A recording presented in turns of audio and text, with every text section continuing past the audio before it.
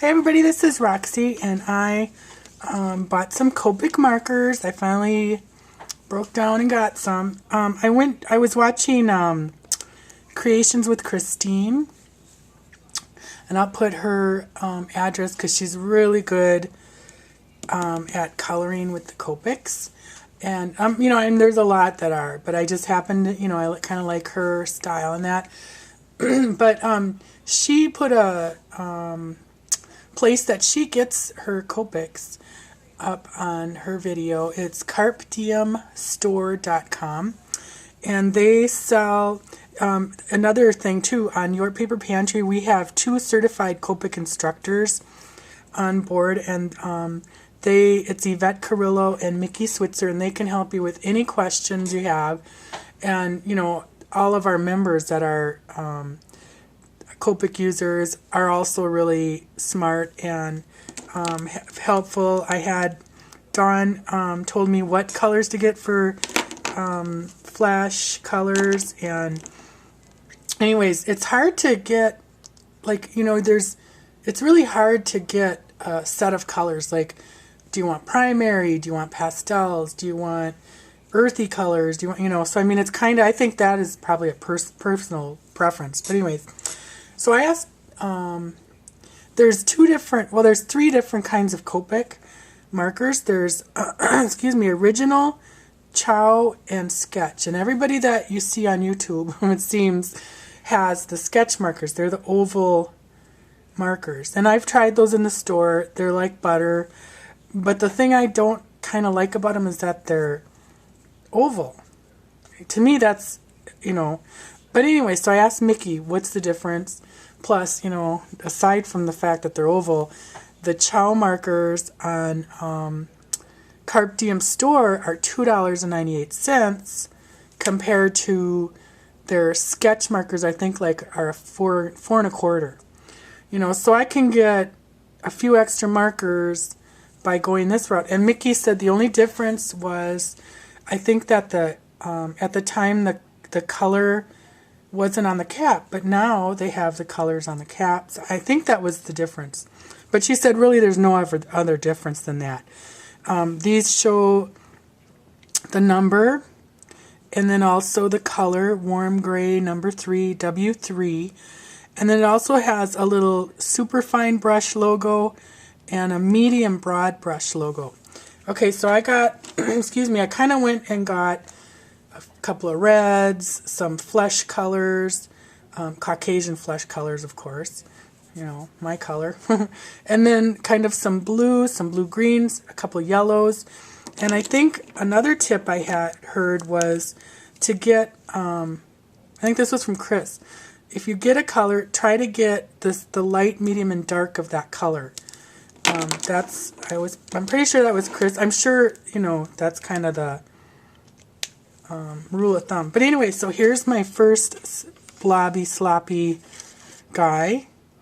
But you know what? I learned a few things from doing this. Here's my second one, which I like a little better. And then I thought I would just show off a little bit. Actually, I'm not showing off because I am, this will be my 3rd time using them. So I just am really new. But, and then I also heard from, who was I watching? Doggone it. Oh, I can't remember now, but they had said that they heard that you're supposed to do circular motions. And I've seen the difference. I've seen some who do like that, back and forth. And I think the circular motions just seems to kind of blend a little better where you don't, here, I'll do it. Like that's a circular. And then here would be like if you just went up and down.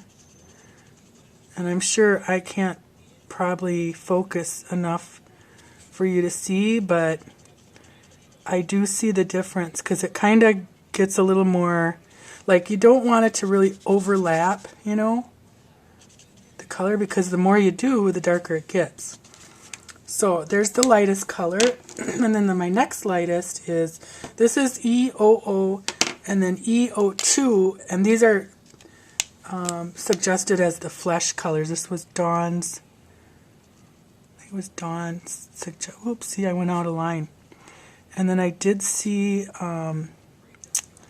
another video today. Arlene uses, I think it's a blending tool, and she uses that to get rid of any little outside the lines that you do. So I'll have to get one of those. Okay, so that's my second color. Then I'm just going to go back to the first one. And I'm gonna mark the tops with something so that I don't have to look at the logo thing to see what. And this guy's a little bit orangey, but he's had a lot of sun. So, oh, I forgot to do. Well, see here, I'll do this without the second color. See how that just kind of go around. Because, you know, then that gives it dimension, which, I mean, it's kind of cool. I have Tombow markers, which are really nice. I love them. But, and they can do a lot of the same things, except they're not waterproof. So, okay, so now I'm going to do his suit, and I'm going to do this in my warm grays. So, and his hat. I think I'm going to do it this way just so I stay in the lines.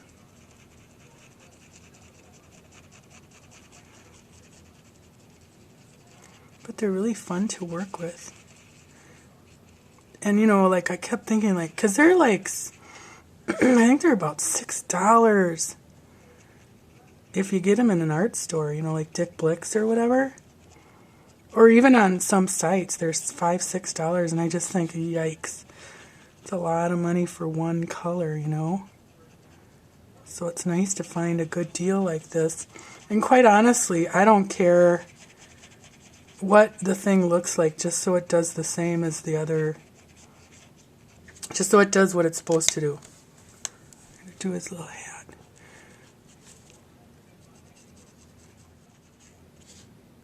And then the lighter color will help blend it all together. Oh, so here's the thing. I bought the new Bind It All because my old one, I thought the new one would be a little bit easier to use, you know. But anyways, the old one, it still was perfectly fine, you know, but I kind of, you know, doing the mini albums, our mini pages, I wanted the little wider Bind It All slot thing. So I put it on Craigslist and I sold it. And the woman, excuse me, when it's local, you know, if it's a big piece of furniture, we just have people come to the house or whatever. But when it's something little like that, you know, I just have people meet me at the Mall of America. It's also a way for me to go to shopping. But so this woman bought it, and she said, "Well, is it okay if we meet there?" I go, "Yeah, that's fine." So across the street from the Mall of America is the IKEA store, and east of the IKEA store is this humongous parking lot that they're eventually going to expand the mall into, because they're like more than doubling the size, I guess, pretty soon. If you can believe that. If you haven't seen the mall yet, you might as well wait and come when it's 800,000 stores more. So anyways, we met there, and the parking lot is real empty, and people use it like they pull their Winnebagos in. You know, a lot of people come on vacation that. So we're sitting there handing it off. I'm giving her the box. She's giving me the money, and I'm counting it out, you know. And I look over, and this guy with his 4 little kids is standing there, all the kids, and they're just staring at us like wide-eyed, you know. And I thought, oh, I bet they think we're, you know, dealing drugs or something. So I just kind of smiled, hi. That was kind of a funny thing. Because we were dealing scraps. That's what we were dealing. See, I'm talking too much and I'm going out of lines and forgetting my buttons. And I might be probably going over. Time flies when you're Having fun. Okay, so anyways, here's my guy.